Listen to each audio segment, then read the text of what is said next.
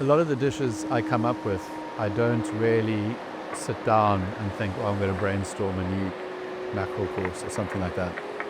I will be out for a surf, I'll be out for a paddleboard, or I'll be sailing, or a walk on the coastal path, and something will spark an idea.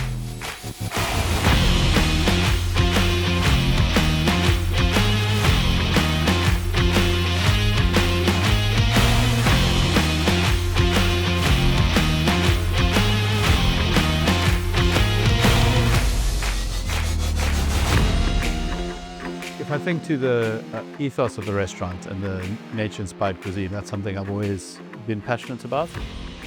When I look back at it to my past, I think it was time spent outdoors with my dad, diving in nature reserves, and then as soon as you swam out of the nature reserve, you suddenly saw where there was less sea life and less things, so that whole ecology side of things. When I started to be passionate about using things that are next to each other or growing naturally together, that's definitely the origin of it. And I do take the time when I am outdoors to try and link that to, I wouldn't say it's not really work, but if I go biking, I'll try and fit in the foraging. Or if I go surfing, we'll try and be like, oh, well, I need salty fingers, for example, which grow on the cliffs above Porthleven. And in the winter, quite often, the wind can be offshore Porthleven, and the waves are really good. That's the best wave in the country. So if the waves are looking good, it'll be like, oh, when you go there, I'll get some salty fingers as well. And then while you're picking the salty fingers, you're kind of looking down at the wave, and then you'll kind of think of something else, or maybe you saw some fish or something like that and kind of play with that idea. We are a fine dining farm-to-table restaurant. We like to support the small producers and local farmers in the area, and we get all of our produce from them. And we want guests to taste these wonderful produce that we have, and we gyro those ingredients, put them full of flavour, and then present them in a fine dining manner and use all of our techniques and experience that we've had over the past 20 years to present these and to make these dishes.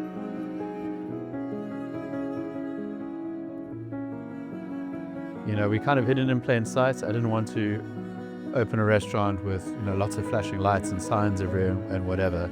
We always wanted to create this sort of intimate, different space where you almost feel like you've discovered something, like it's a little secret. And it's great to have guests come in who read the menu and read about these places and these farmers and didn't realize, a bit like the restaurant, didn't realize that there's this amazing chicken farmer on their doorstep, or we'll have a beach that they haven't been to. And the other thing is, we're not just promoting farmers because they're local, we're promoting farmers because of their farming practices, the way they farm, the seeds they source. It's one thing to buy local, but you can buy something local that looks lovely and doesn't taste of anything, whereas everything we buy is the better version of the local item. When we decided on the name culture, we recognized that culture has all of these different meanings, and that ties in quite nicely with our food, with our experience of traveling, with our experience of being South African, but also living abroad and drawing all of the different experiences and cultures that we have experienced previously into our food and into our restaurant.